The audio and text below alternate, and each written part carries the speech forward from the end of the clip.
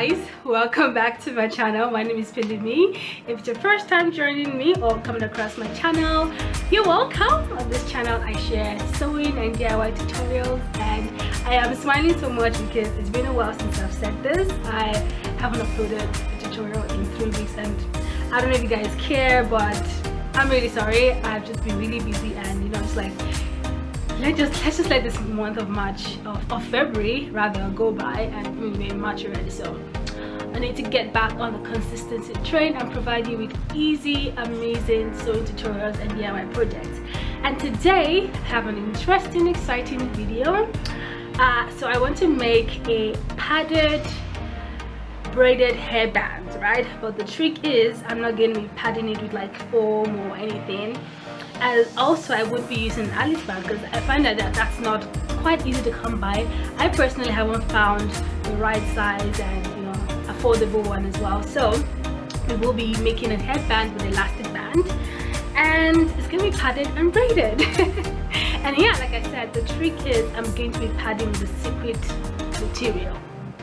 Keep watching the video to know what the material is, but I'm sure you already know from the title anyways. But keep on watching the video. I promise it's going to be really interesting, it's really easy to make, and yeah, don't forget to subscribe to my channel. We're growing, even though I haven't been consistent. Thank you for sticking with me, and enjoy this video. Bye guys.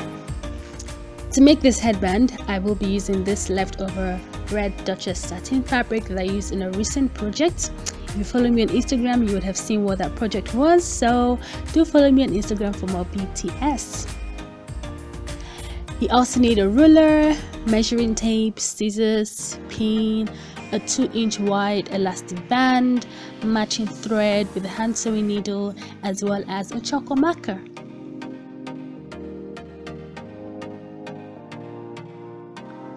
The Duchess satin is a bit slippery, so I decided to make a pattern to make it easy to cut. It's 4-inch wide and 8.5-inch long. I will also cut a pattern for the elastic casing that is about 3 inches wide and 7 inches long. I'm gonna cut both of these on the fold so that when I cut and open up my fabric, I have a longer length. Now, the secret ingredient to this headband is fabric scraps, which I have cut into tiny pieces to make it easier to stuff my headband with. To begin, I cut out 3 main headband pattern pieces and 1 elastic casing from my fabric. I placed the patterns on the fold and then pinned it and cut out the fabric.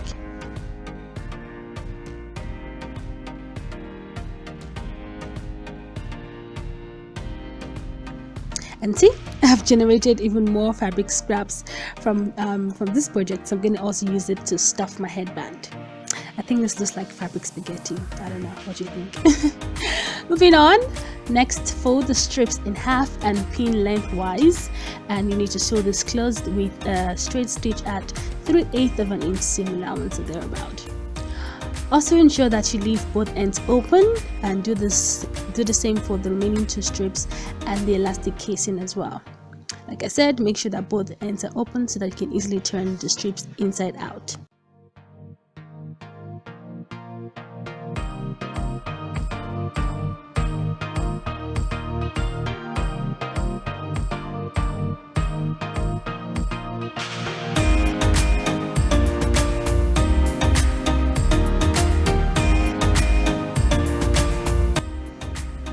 Next, use a safety pin to turn the strips right side out. Attach the pin to one end and insert the pin inside the strip, and then guide the pin through to the other side while pulling on the fabric, and that's how you turn it right side out. You need to do this for all the fabric strips as well, including the elastic casing.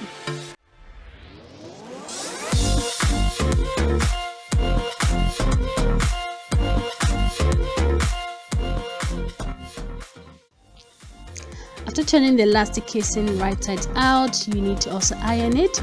You don't need to iron the strips for the headband, just iron the elastic casing because it will make it look neater.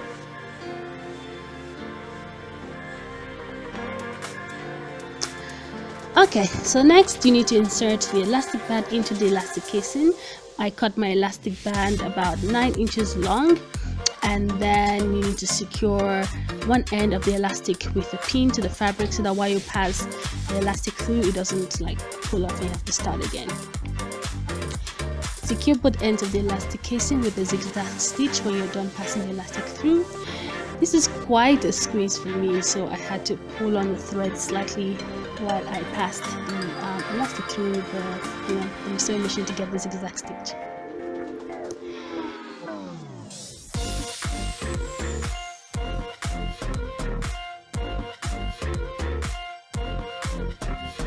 It's time for the fun part now, and I promise you this did not take time at all.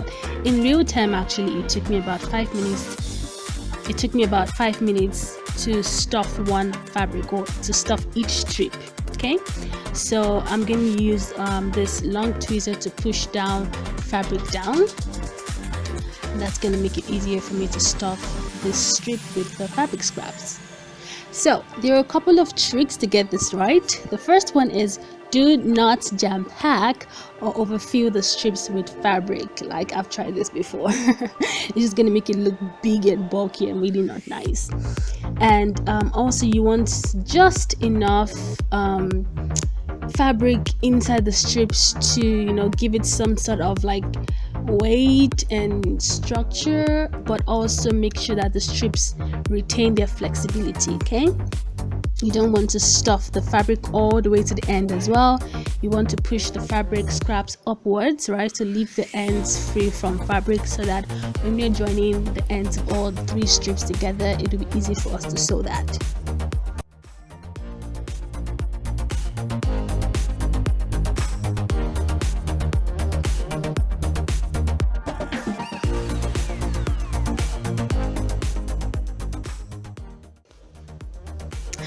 When you're done stuffing, close the other end of the strip with a zigzag stitch as well, to prevent strain and to prevent your fabric scraps from spilling out.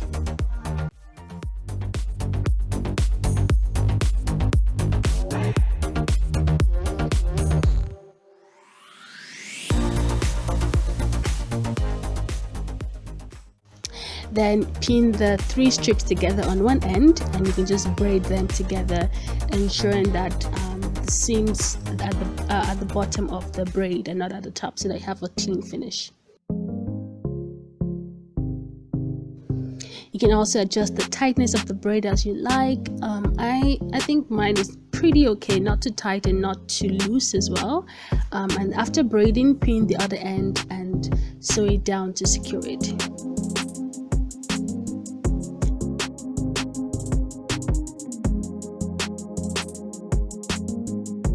Next, pin the elastic casing on either side or on both sides of the braids actually, but make sure that the elastic band is on top of the right side of the braid and not at the bottom. Remember, the bottom will be where the seams of the strips are showing, but there should be no seams showing at the top.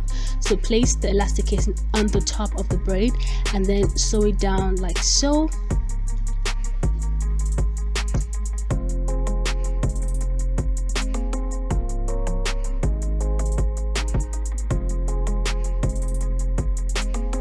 To give the headband a clean finish, I cut out 2 strips of fabric that's about 1.5 inch wide and 2 inches long, and this was enough to just wrap the headband and also to hide the stitch. I tried ironing in folds on both ends of the strips, but my iron was quite hot and it was really difficult to do that, but at least from doing that I got some fold marks, which made it easy for me to fold the raw edges of the strips inside. So I folded the strips around the exposed stitch where I joined the braid to the elastic casing, and I pinned this in place.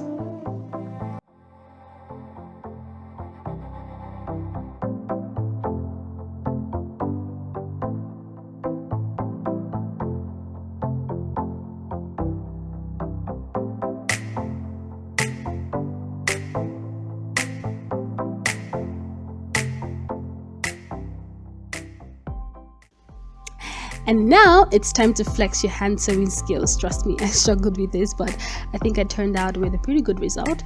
So using the hand sewing needle, attach the strip to the headband using a ladder stitch or an invisible stitching technique where you pass the needle through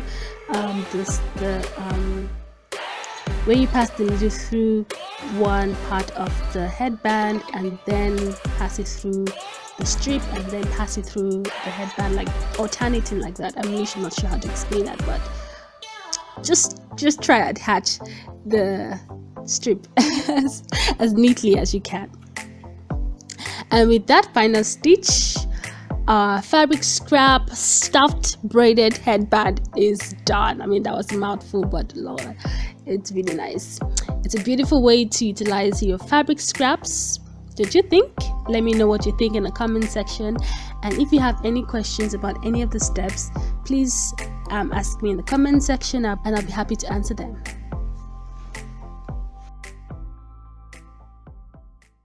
I'm done with my braided padded headband and I love it. I mean, this was definitely a labor of love, especially the hand sewing.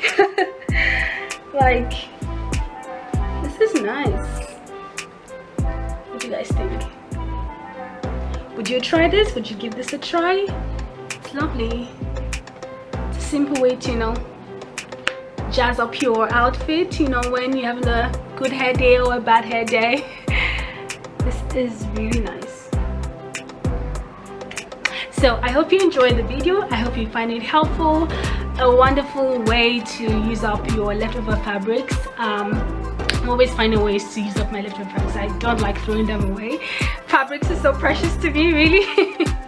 I literally, maybe I need to let go sometimes, but right now I am having fun trying to find ways to use leftover fabrics. So this is it. This is one of it, and I have so many other videos on my channel showing you how to use scrap fabric, so do check them out.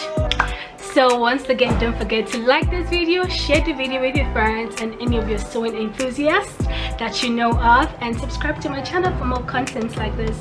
I'll see you in my next video. Bye guys.